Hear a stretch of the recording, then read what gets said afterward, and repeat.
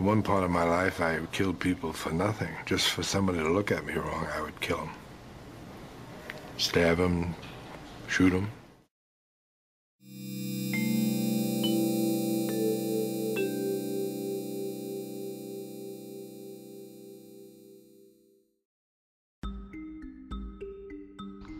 Richard Leonard Kuklinski nació el 11 de abril de 1935 en New Jersey, Estados Unidos.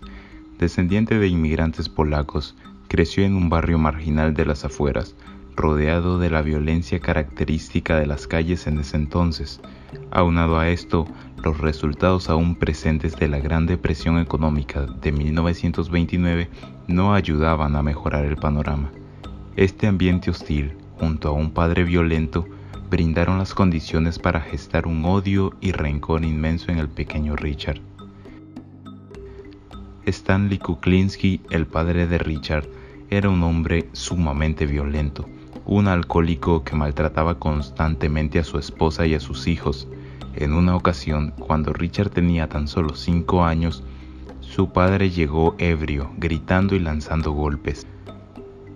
Su hermano mayor, Florian, recibió tal puñetazo por parte de su padre que murió en el acto. El crimen fue encubierto por Stanley y su mujer, dando por hecho que se trató de un accidente doméstico, un accidente fatal.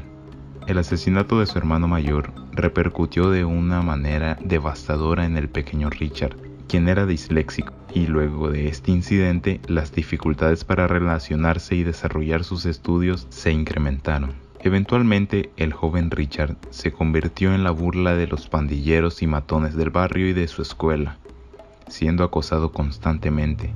Recibía agresiones y humillaciones tanto fuera como dentro de su casa. El tiempo pasaba y Richard sentía la necesidad de descargar toda esa ira y frustración acumulada. Entonces aparecieron sus primeras víctimas, los gatos del vecindario. Richard se dedicó a torturarlos y posteriormente matarlos. Este es un comportamiento que se repite en los casos de asesinos en serie. Inician maltratando y acabando con la vida de animales.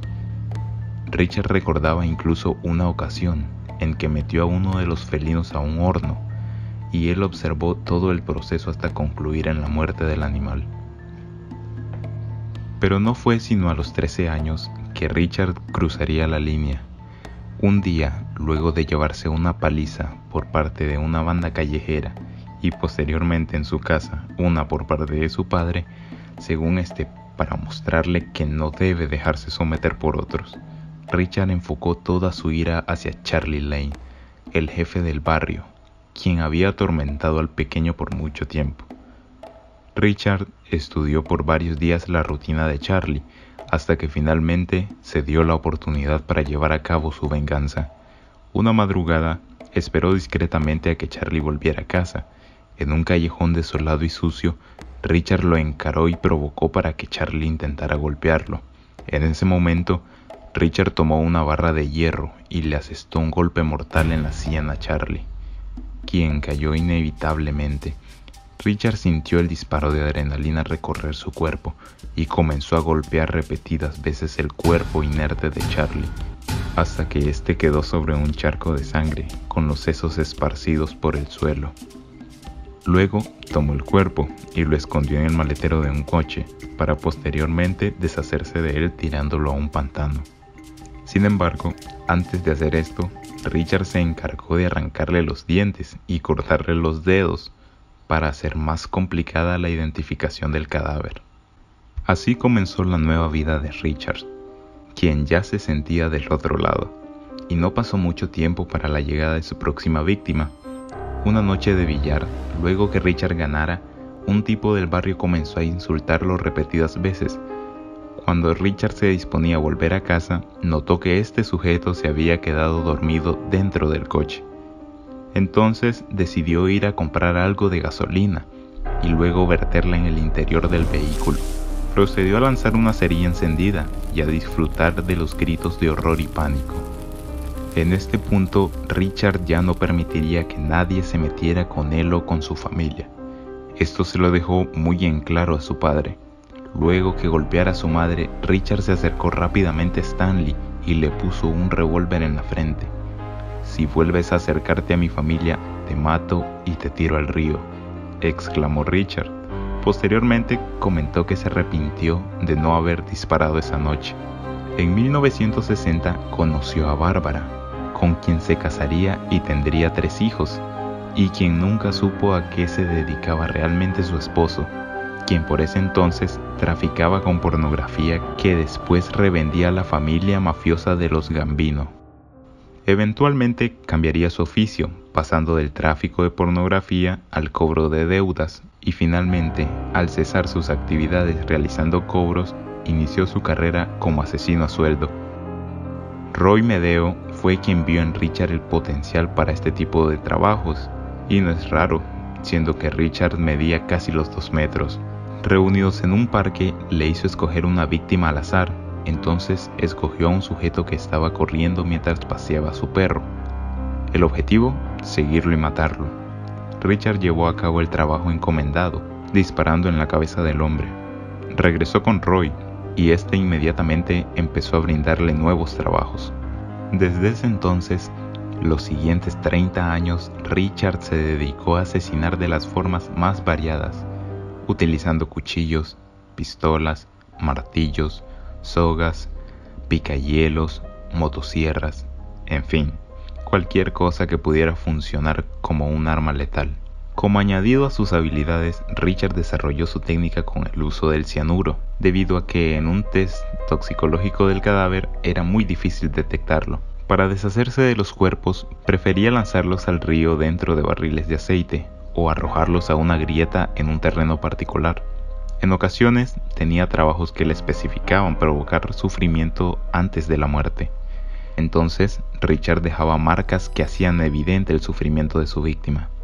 En ocasiones amarró a su objetivo y lo tiró a una cueva habitada por ratas y dejaba que éstas lo devoraran vivo. Pero a todo esto, ¿por qué Iceman? ¿Por qué el hombre de hielo? Bueno, evidentemente la fría actitud de Richard aportaba mucho a este apodo, sin ningún tipo de empatía o piedad hacia sus víctimas, siendo capaz de menospreciar la vida de cualquiera que lo provocara de alguna manera. Pero lo que realmente le ganó el apodo por completo fue un incidente en el que Richard tuvo congelado un cuerpo por 2 años antes de deshacerse de él. Esto como un mero experimento del hombre de hielo. Él se llevaba un pago de $50,000 por cada trabajo aproximadamente. Según su esposa, llevaban una vida relativamente normal, casa, coche, tiempo en familia, aunque Richard resultaba violento y en ocasiones la maltrataba. Esto complicó mucho la relación también con sus hijos. Cuando fue detenido en 1986, fue una sorpresa para su familia enterarse del trabajo real de Richard. Su detención se dio producto del detective Kane, quien ya venía rastreando los errores que empezaba a cometer Richard, quien en ese entonces se encontraba ya en sus 50s. Contactó a un amigo del hombre de hielo y posteriormente infiltraron al agente Dominic Polifron para hacerse pasar por un cliente que quería contratar a Richard. Todos los detalles quedaron grabados. De esta manera, Richard Kuklinski fue detenido y condenado a 2 cadenas perpetuas. Falleció años después, el 5 de marzo de 2006, a sus 70 años.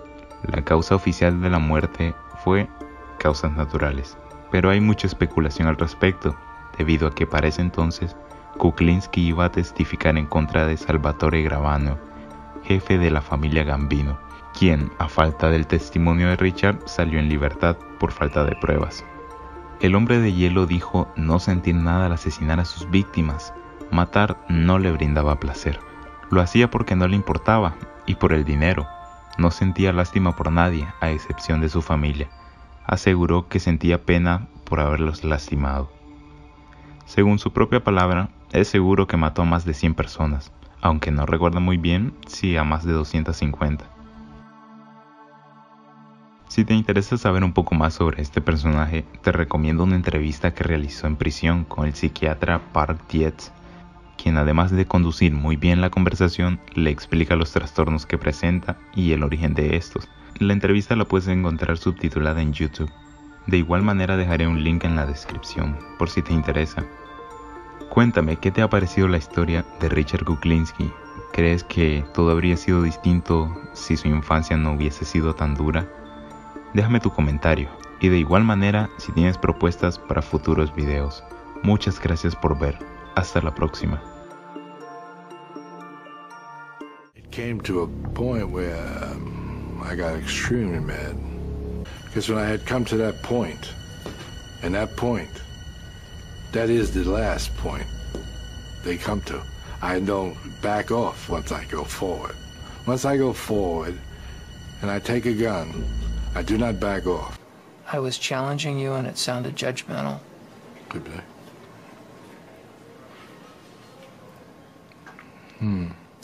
Yeah, it could be. Because you've got me annoyed with you now.